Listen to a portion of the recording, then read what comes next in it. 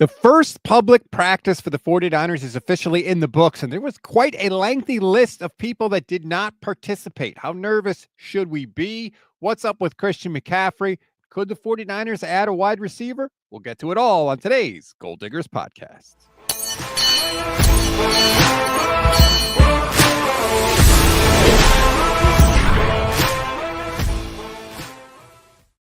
What is good, everybody? Welcome to another Gold Standard podcast. I'm Rob Stats Guerrera. It is Friday. That means Michelle Majuk is here. How you doing, Michelle? Hey, I'm good. How are you?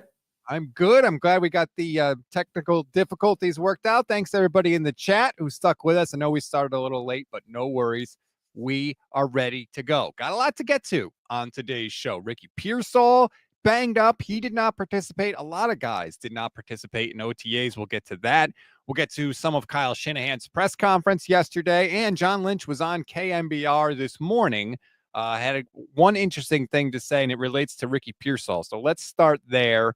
Ricky, not in practice. A lot of guys, Michelle, look at this list already of players who did not take part in practice at OTAs, some of which we knew, like Brandon Ayuk, yes, Malik Mustafa, yes. But damn, that is a big list for May 29th. Yeah, it's OTAs. You're barely moving out there, right? Like, what is happening? You're not hitting each other. So this is already concerning. And I don't think we'd be concerned if it wasn't for last year, right? Where the injury started to pile up real early and we were like, okay, well, it's early enough. It'll be fine. But it seems like the bad luck can't continue. Like I thought it stopped after last year, right? And it feels like it's continuing. I am a little bit nervous about the hamstring for Ricky Pearsall because this is a huge offseason for him, coming from rookie season to a second. He has to build that connection with Brock Purdy. He has to, find that growth because we're expecting him to take over as the wide receiver one as long as Brandon Ayuk is out. And hamstrings can really linger. Like they have to play the safe. He can't come back out anytime soon. So like it's hard because he needs to be out there, but also you can keep re-injuring that hamstring over and over and over if you don't take the time for it to heal. And I think that was Kyle Shanahan's kind of take on it, was like, hey, it's May 29th. Let's not get crazy. Here's Kyle talking about it in the press conference yesterday. He's here. Ricky's been awesome, but Ricky has a tweaked hamstring, so I'll be surprised if he does anything in OTAs. He'll be back for minicamp or out? I know he could be, but by the time you get to minicamp and there's just 2 days left in school, we probably won't just throw him out there. But he should be healthy by then. So that's the Ricky Pearsall news. Good that he won't be, that hopefully he'll be healthy before training camp even starts. For what it's worth, he never missed a game in his college career.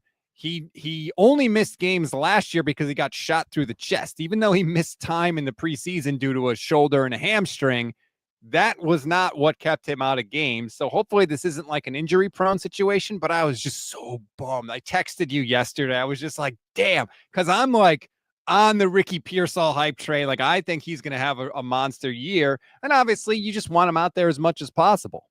Yeah, and I'm with you, right? Like, I didn't love the pick last year, but I do think Pearsall can have a huge year. I do think that he can be utilized as their wide receiver one, with George Kittle being the focal point of the offense, of course, is what I want. And they desperately need him. It's a scary thing to say, but they do desperately need Ricky Pearsall. And they don't just need him. They need him to grow from last year too, right? We need to see that big jump up, which can happen from one year to the next, but he needs to have that off season. But as long as he's back by day one of training camp, then I'm not going to worry too much. Yeah, I'm not freaking out. I was just bummed because, obviously I want him out there. Now, you talked about like they really need him because we don't know when Ayuk's going to be back and Juwan Jennings is there, but a lot of the guys on the depth chart are untested. John Lynch was on KNBR this morning and was asked, like, are you guys going to go add a wide receiver? And he said no. You never close the door on that. I don't think we have to. Like I said, I think there's a lot of quality and a lot of competition, and you kind of let that play out. And if an opportunity presents itself to get better, then we'll always be interested in that. But right now, we don't feel like we're in a situation where we have to. I kind of understand that. I want to see the young guys play. I certainly would feel a lot better if Demarcus Robinson wasn't going to be suspended for probably the first 3 weeks of the season. But it doesn't sound like the Niners are making a move. It's crazy to me, but I mean, there aren't very many good options out there, right? Like if Keenan Allen is kind of holding out now, just like waiting so he doesn't have to do too much in the offseason, right? And signing with the team. So maybe he's not an option. Like Gabe Davis would pretty much be the best option out there for the 49ers. There's Amari Cooper. There's Tyler Boyd. But I mean, it is looking pretty bleak. So if they want to just go with their young guys, I can't hate them for it. But I do think adding a Gabe Davis or a Keenan Allen would make this team better. But if they feel strongly about their young guys and they're actually going to give them opportunities, then okay. Yeah, I mean, Gabe Davis has taken a couple visits and not signed with anybody for whatever reason. I don't know if he wants too much money or what. Yeah, I mean, I hope, look, Jacob Cowing and Jordan Watkins got rave reviews from Matt Barrows yesterday and day one, again, with all the with shorts and no pads. And to be fair, everybody giving these reviews has put out those caveats themselves. Nobody's out there saying he's going to be a stud, mark it down. So look, if that's the route they're going to go, then it'll be interesting because that's something that we kind of wanted to see with Kyle Shanahan is letting the young guys play early, and maybe we'll get that chance. But yeah, Ricky Pearsall, rest up, Ricky. I'm certainly glad that he and Brock got some workouts in on their own now that he's not going to be, back till training camp. At least they have that sort of banked a little bit because Brock talked about it. I can't remember when, but he talked about basically how there were a lot of plays and routes last year where they were just a little bit off. And it was just because they hadn't quite had as much time as he's had with his other receivers.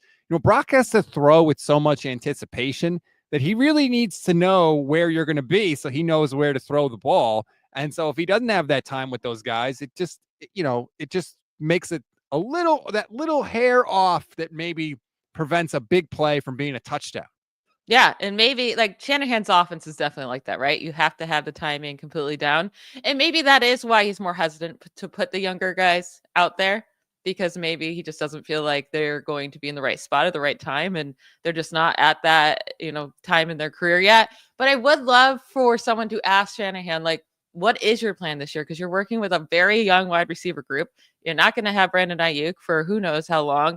Like, are you going to trust these guys more? What is your plan to get them ready and get them out there for playing time? Heineman on Twitch says, play Cowing and your rooks. This is a retool year. I will say this. No more questions about vibes, please. Everybody that spoke yesterday got asked about the vibes. We get it. They're good. I'm happy that they're good. But, we've asked it now. We've plowed that ground, to quote Jim Harbaugh. No more asking about vibes. Ask a question like you suggested, Michelle, something that we could get a little something out of. Obviously, we get it now. The vibes are good. They had more time off. They're refreshed. We got it. We can move on to other things. Shaki Chan on Twitch says, I've been a person of we need to let the young guys play. I get the thought of having them develop for 1 to 2 years, but some guys develop with playing time. Yes, you need to get behind the wheel of the car to learn how to drive it, so to speak. Lorenzo Gonzalez says, what wide receivers do we have available that can beat man coverage? Well, again, their hope, what they're trying to sell us is between Ricky and Jordan Watkins and Jacob Cowing and eventually Demarcus Robinson, that they think they'll be better against man coverage this year. I think that's really what they're trying to sell us. Obviously, we won't know until they get on the field, but I think that's what they would tell you is the plan. And Ricky Pearsall is a good route runner. So, he should be able to get it done against a man. Juwan Jennings is not, he's not going to help you versus man. He's just not. But that's why it's so, they desperately need Ricky Pearsall to be healthy. And that's scary for any position group. If you say this one guy goes down and all of a sudden it looks like the worst position group in the NFL. You take away Ricky Pearsall and we don't have Brandon Ayuk, right? And you're now wide receiver one again would be Juwan Jennings, but then Jordan Watkins and Demarcus Robinson. That is maybe the worst wide receiver group in the NFL. It's not ideal unless Jordan Watkins happens to be awesome, right? Unless Cowing or Watkins happens to be awesome. But again, we won't know that until they get on the field. I will say too that Juwan Jennings is a guy that has benefited a lot from the fact that Kyle Shanahan can get guys open. It's clear. Then that's not meant to be a knock on him. It's just, hey, you get to work with a great play caller. Those same benefits could go to someone that does have a little more physical ability, like hopefully one of the guys you drafted in Cowing or Watkins or any of that. They all get the bump from Kyle Shanahan. So again, I do want to see them. I really hope that they come through. Cowing is another guy that Matt Barrows was saying, hey, he looked good out there yesterday too. Jacob Cowing is my pick, Michelle, for training camp hero this year. He's going to be the guy that everyone talks up. That's fine. It's so funny because I love Jacob Cowing, right? Like I loved him coming out of school. I liked the pick, but now I think he's getting too much hype where I'm like rolling my eyes, like I just don't think he's going to be much of anything. I was excited for the pick. I think he can be a viable, role player, but like I'm not expecting much from him. He bulked up in the offseason, according to George Kittle. He's got all the telltale signs of the training camp hero. If he comes out in like the first preseason game and just goes nuts because he doesn't play until like, later on, and all of a sudden he puts up like, 75, 80 yards, you're going to watch the Jacob Cowing hype grow. That's fine. And then I can go point out, guys who had huge preseason games and ended up having 0 yards in the regular season. I will say this about Michelle is that you are like a prove it person. You are like, I don't buy hype on anybody. Even if they have a couple of good games, that's not like you never buy into the hype. Last year in week 1 of the preseason, a guy named Tristan Jackson had 4 receptions for 100 yards and a touchdown. Nice. Have you ever heard of that guy's name? Did he even make the team? I have no idea. I don't even know what team is that for the 49ers? No, it was for the Raiders, I think. Oh, yeah. No, for the Vikings. Okay. Yeah, sure. There you go. They were playing the Raiders. Yeah. So this is like, that's why I don't care about the hype train in the offseason. It's just, I've seen it too much now. I've seen it too much for guys get hyped up and then do absolutely nothing. I need them to prove it in the regular season. Sean Turner makes a good point. Trent Sherfield. God, Trent Sherfield was, oh my God, he's so good. And that was right when I started. I remember the Trent Sherfield love. It was the first year or two. You were loving it. And I was like, Trent Sherfield is going to be nothing. I was never in on Trent Sherfield. You were. Go back to 3 years ago episodes. You do a thing where I say I'm excited to see someone, and you turn that into me saying they're going to be a Hall of Famer. I was not on the Trent Sherfield because he wasn't like a rookie. He was a guy that had played in the league for multiple years. So it was like, we've already seen what this guy is. We already know. But he was definitely a training camp hero for sure. And Andre Garibay says the Niners are full of training camp legends. Trent Taylor, he's the guy that I named the award after, the Trent Taylor Memorial Award, which is ironic because now he's back on the team. So it's not really memorial anymore. But he was the guy that every training camp with Jimmy Garoppolo, oh my God, the Jimmy G, Trent Taylor connection is looking good this year. They tried to turn him into Wes Welker every year, and he was just not. Most of these guys, like that's just, if you're a training camp hero, it's almost like a bad thing. I swear, because like people are trying to hype you up, they're like trying to make you happen. And it's like fetch. It's not going to happen. There's only one guy I remember being like a preseason hero that ended up being anything in the NFL. And it was Victor Cruz from the Giants. He played that game against the Jets and he kicked the Jets' ass. He had like 3 touchdowns, and Rex Ryan was mic'd up during the game, and they kept going to Rex Ryan, and he kept freaking out over the headset. Like, can we cover this guy? Like, who is this guy? And he ended up actually being something, but he's the only guy I can remember. Yeah, I'm trying to think of guys who were like came out of the woodworks in the training camp and then actually, killed it. Like I mentioned, I was doing a podcast the other day and we we're talking about like, fantasy football, but Brian Edwards was so hyped up for the Raiders a few off seasons ago. Like everyone, like he started going in like the 5th, 6th rounds of fantasy drafts. Like this is how hyped he was getting as a rookie. And I need to look up what he ended up doing in his rookie season, but I don't even think this dude's in the NFL anymore. And it's only been a few years, but like it just seems to be, I love preseason, but at the same time, I take it with a grain of salt. I just like to watch football. Exactly. Take it with a grain of salt. The other position group that I'm now a little scared of, Michelle, is safety, because we found out yesterday that Jair Brown is going to be out till training camp. He had a procedure on his ankle that he's recovering from. Obviously, we know Malik Mustafa has got the knee that he's working his way back from. George Odom also did not participate for some unknown reason. So the safety room is like Richie Grant, Jason Pinnock, and even with Mustafa and Brown healthy, there were questions there. With those two guys out, John Lynch better get somebody on speed dial right quick. Listen, I want them to sign Julian Blackmon so bad, because not only Is he a guy that has a lot of experience, 62 starts with the Colts over his 5 seasons in the NFL, but his stats are great. I think he's a guy that would already upgrade this room, but he's also still young. He's only 26 years old, and he's not going to be expensive. Last year, he signed a 1-year, $3.7 million contract for that extension with the Colts after his rookie contract. He's going to be cheap, and he still offers you that young upside that maybe you find a guy that you can have for the next 5-6 years that stays with you, and maybe not. But there's no risk involved here. And I was already worried about Jair Brown and Malik Mustafa. I don't think that's a good enough starting duo. And now they're both dealing with injuries. Please sign someone, but make it Julian Blackmon. Thank you, John Lynch. He's, you don't always have to go to like the 33, 34-year-old safety. Get a 26-year-old vet. He's still a veteran, and he's played with Gus Bradley before in Indianapolis because Gus Bradley was there as a coordinator. Now Gus is the assistant coach for the 49ers. So there's already that relationship there. And a lot of times, like, that's the tiebreaker when it comes down to like, all right, which guys should we sign randomly when we need someone to fill in? So I would 100% be for it. It could help them this year. It could help them for the next couple of years. Like you said, there is no downside. It's not like Julian Blackmon's coming off a major injury, career-threatening injury or anything like that. I absolutely think they should do it again, even if Malik Mustafa and Jair Brown were totally healthy. You've got me on board the Julian Blackmon train. I'm happy to be a passenger on that train. You could be the conductor. That's fine. But they do need to add someone desperately at safety, and he's just sitting out there. He's not going to cost you that much. Niners have like $50 million in cap space right now. Just do it. And like, I'm actually shocked he's still out there because he has allowed just 2 touchdowns to 7 interceptions as the nearest defender over the last 2 seasons.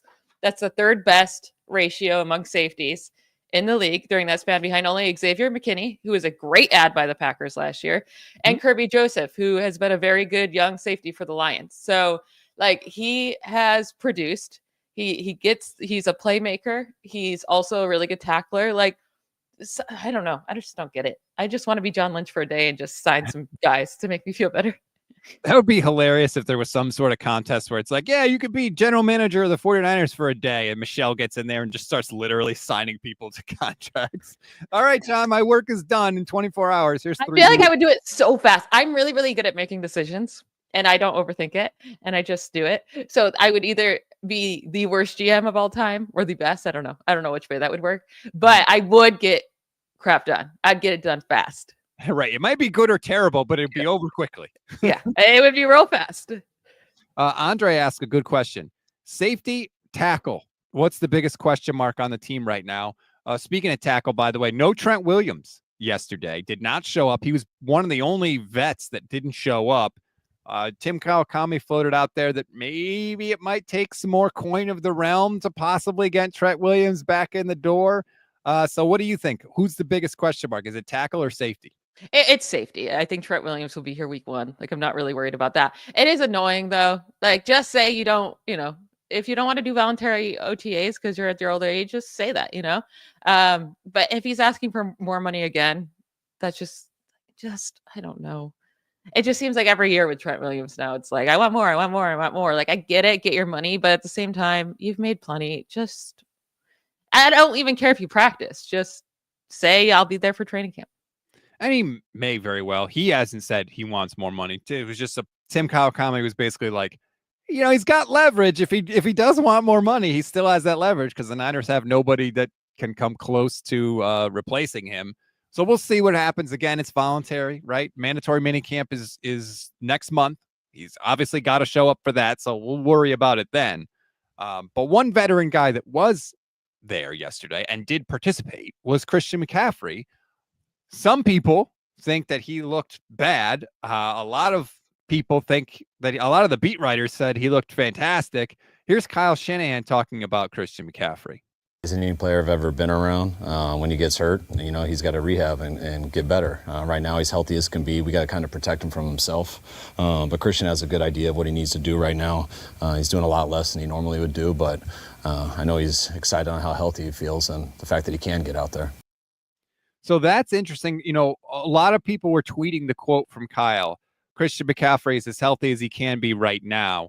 and they were saying, oh, that sounds bad. But when you hear the whole clip, to me, it doesn't sound bad. To me, it's like he's saying like, hey, he's good to go, But I think when you just see the quote tweeted out, it looks worse than it is. That's why I wanted to play the whole clip.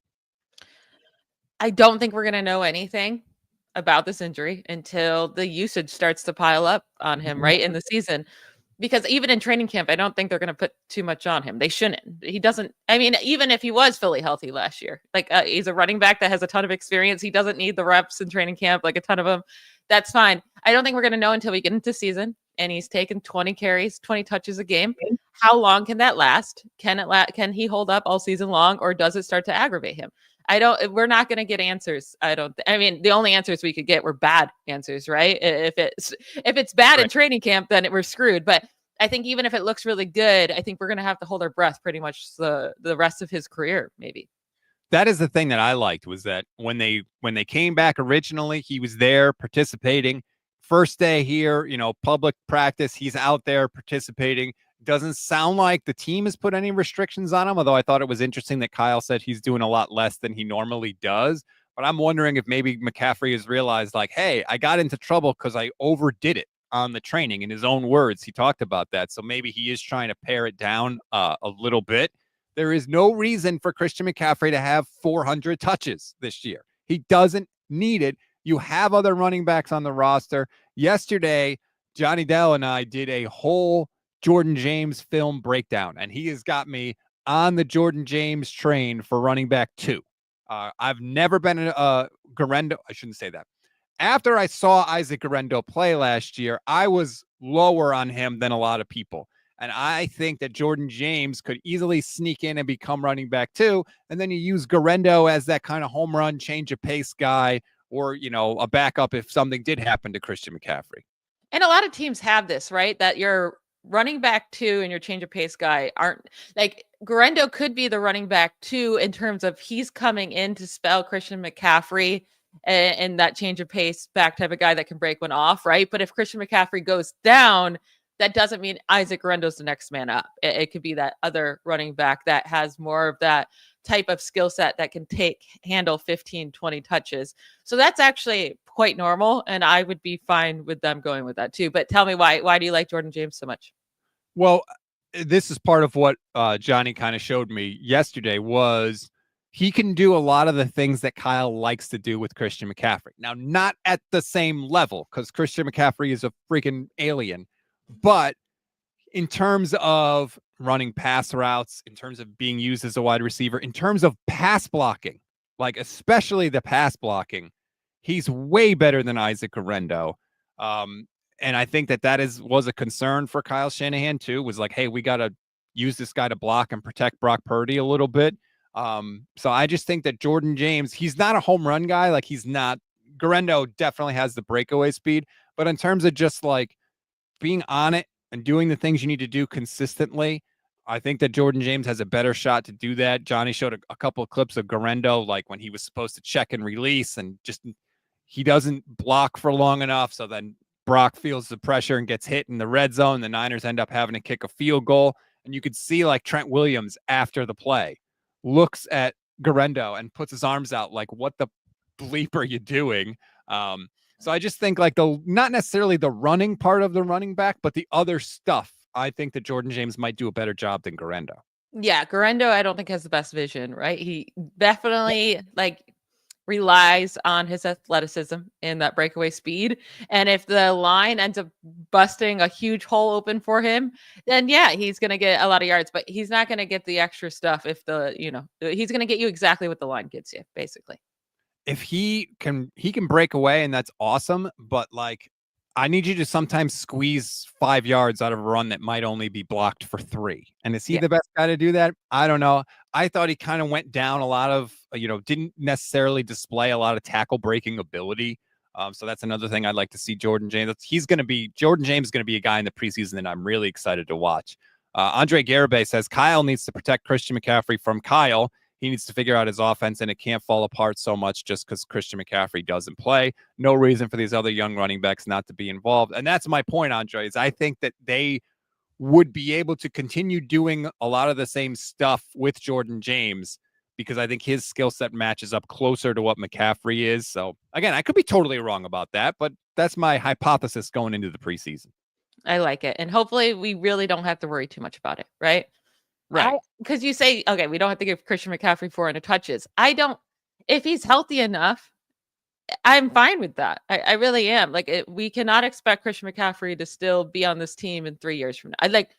I do think we have 1 or 2 good years left. I don't think it really changes if he has 300 touches this year or 400. So I am fine with him getting a huge workload if they feel like he can handle it and his body feels like it can handle it. And I just hope we don't have to worry about the backup running backs like we did last year, going running back 2, running back 3, running back 4, running back 5 on the depth chart. Just hopefully it's okay. These guys are getting a few touches a game. They're performing well enough and we don't have to worry about it. Yeah, I don't want to not give Christian McCaffrey 400 touches because I'm worried about what he's going to look like 4 years from now. I don't want him to have that many touches because I want him to be on the field for this year. That's really this year, next year. You're right. I really if we're realistic about this, that's probably what we can expect from Christian McCaffrey, at least peak Christian McCaffrey. So I just want him healthy at the end of the season and hopefully for the playoffs. So I protect him and limit the workload so that he can be good to go for that, because that's obviously when you need him the most. Yeah. And hopefully there is playoffs for us to be worried about, right? Don't give me that hopefully. They should be in the... You're telling me right now you don't expect them to make the playoffs? I think this is what I think. When I look at this roster, there's so many holes and they're so weak at depth that they're going to need a perfectly healthy season. And they're going to need, even with a perfectly healthy season, they need many rookies and young guys to step up massively, right? So that it's just not terrible out there in some of these position groups. It's just asking for a lot. It doesn't mean it can't happen, but it's asking for a lot. But their schedule is so easy that's the thing that gives them hope. And as long as their offense can click, I'm really worried about the defense.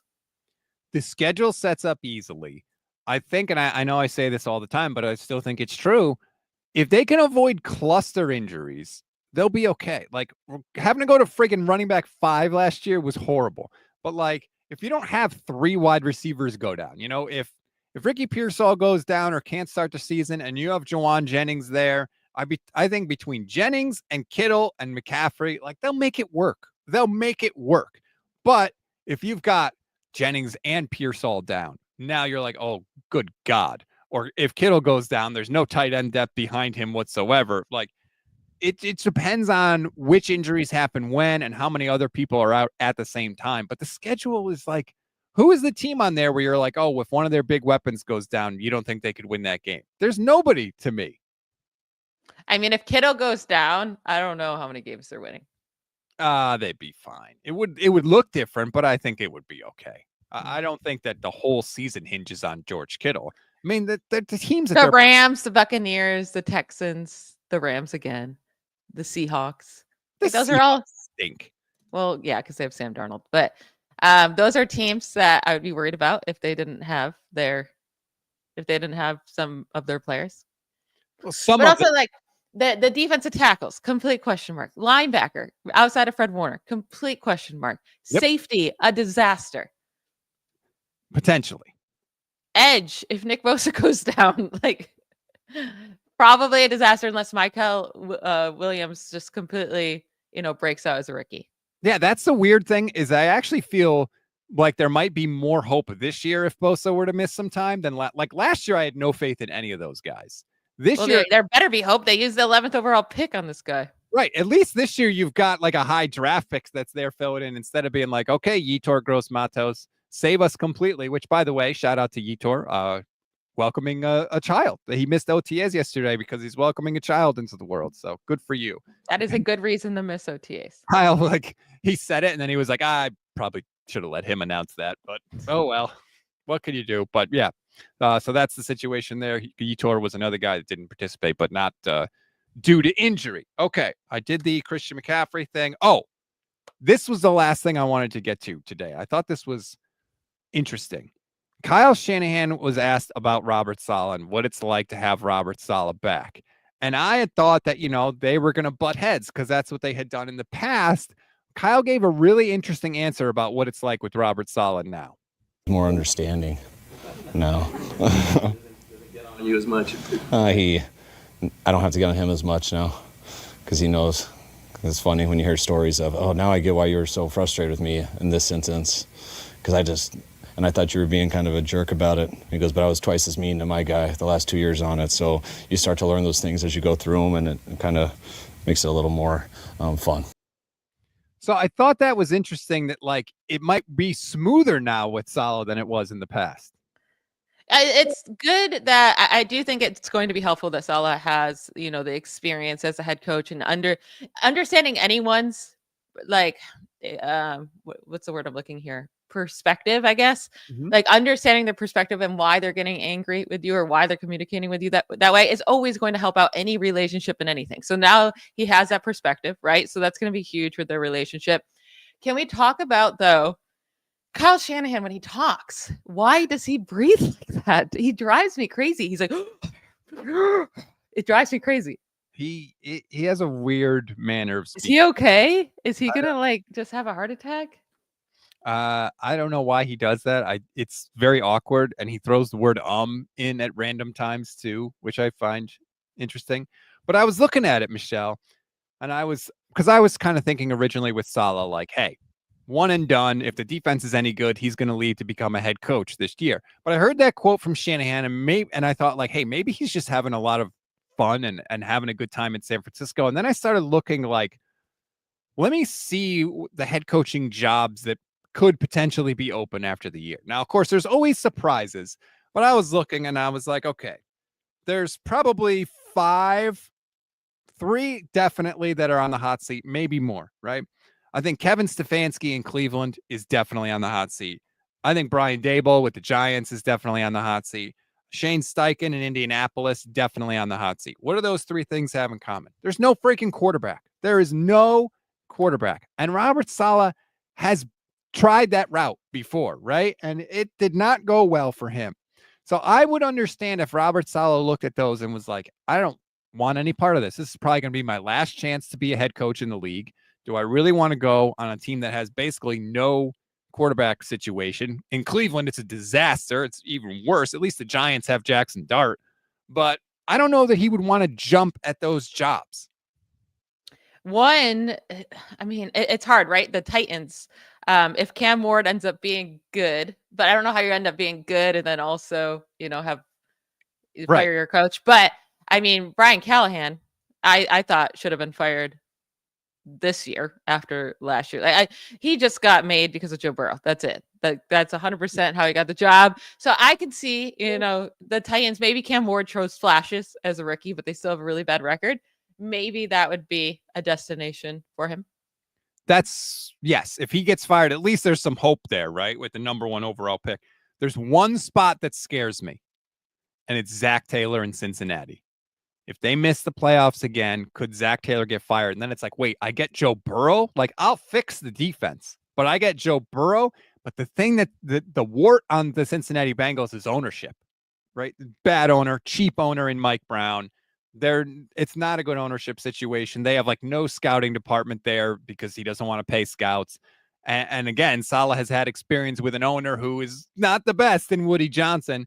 So maybe that is something that would scare him off of that. And then there's 2 other spots that have potential. Miami, because Mike McDaniel has not won a playoff game in his tenure with the Dolphins. And you have Tua there that might intrigue Saleh. I don't know. And as people are suggesting in the chat, your Pittsburgh Steelers. They're never firing Mike Tomlin. I'm going to be 80 years old. Mike Tomlin's going to be 120, however much older he is than me. And he's still going to be coaching this team. All right. I don't know. I mean, I also don't think it would be if I would rather him be fired if they go 9-8 again or 10-7 and lose in the wild card round. If they stick without Aaron Rodgers and they go with Mason Rudolph and Will Howard and they finally tank once, that's not the year I'm going to want Mike Tomlin to be fired. Finally, you did what we've been needing to do forever. So I just don't see, like, if they go 10-7 again, they're not going to fire him. And then I don't want them to fire him the other way, but they're not going to fire him anyways. At some point, I mean, they do change coaches. They don't do it often, but they do change coaches. Now, they don't tend to fire coaches, right? They didn't fire Bill Cowher. They let him retire. Have they ever fired a coach? I don't know if there are firings and then they're like, hey, retire so that we don't have There's to only fire. been 3 head coaches, right? Yeah, I forget. What I the name- don't think any of them. Oh, also Dave Canales in Carolina is a potential option too. He could No, get. I don't think so. Dave Canales will get more time. He's too good. We'll see. But those were just the options. But I could see Saleh looking at almost all of those and being like, I think I would rather stay in San Francisco another year, especially because it's not like if he stays in San Francisco another year, he's not going to be a hot name again, right? The defense may be even better next year. If these rookies are pretty good, they'll go into year 2. You'll have the 2024 rookies the 2024 rookies potentially, going into year 3. Maybe they look better too. Like the defense could be even better in 2026 than it is this year. So I could see Saleh maybe. I'm not quite so sure now that this is just a 1-year arrangement. They might be able to get him for 2 years. I 100% they're going to get him for 2 years because I don't think this defense is going to have the numbers and the stats to get Saleh another job anyways.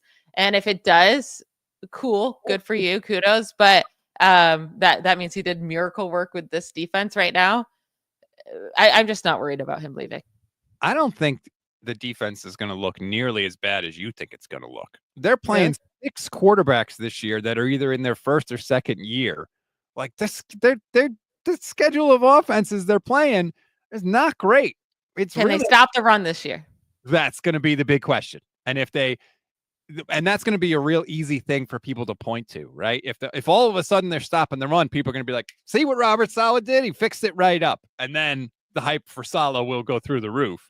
But it's like, well, when you spend your first, 4 or 5 draft picks on defensive players, you would hope that it would get better. But it's just looking at the depth chart scares me. We'll see. We'll see. I'm less worried about it than you are. I know you are. You're so skeptical. So, go in with a little hope. It's May 30th. Can I have some hope? I will have hope once we get closer to the season and once they sign Julian Blackmon. Fred Warner was singing the praises of Nick Martin and Michael Williams yesterday. For anyone that's interested, I don't know.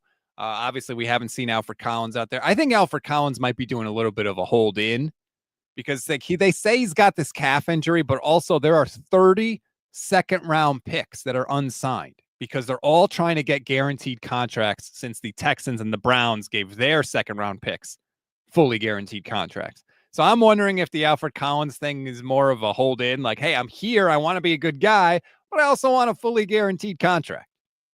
It could be, and good for him, I guess. But yes, good for you. But also I want to see you out there, you giant specimen of a human being. And he needs those reps, and he's going to get behind if he doesn't, hopefully he's here for mini camp and the calf injury is good to go. Yeah, hopefully it's not much of a thing. So anyway, that is the latest with the 49ers. Obviously, they got some more OTAs, and then they've got mandatory minicamp early next month. So we'll have a lot more to break down. But heal up, fellas. That's what I'll say. Heal up because we want everybody ready to go at training camp. And let's keep those vibes, which everyone wants to talk about now, as good, as immaculate as George Kittle called them yesterday. All right, Michelle, it's Friday. What do you got going on? What's your social calendar looking like this weekend? Man, it's storming here right now. I have no idea. I don't have anything going on this weekend. Well, stay safe then. My son's got a soccer game. He's got a football game. I bought my son his first set of golf clubs this week, which he wants to play. And I feel terrible because I'm now going to open him up to a lifetime of anger and disappointment because golf is a miserable game that I love to play. But so I might try and sneak him out on the golf course this weekend. How fun is that? That's great. Hopefully. Yeah, I never got the chance to golf with my dad, so and kind of looking forward to it. But anyway, that's going to be my agenda for this weekend. Thank you, everybody. Like this video, subscribe to the channel. Please leave a comment on the video, and that helps more people discover us. So please and thank you for that. Michelle, I hope you have a fantastic weekend. You too. Bye, y'all.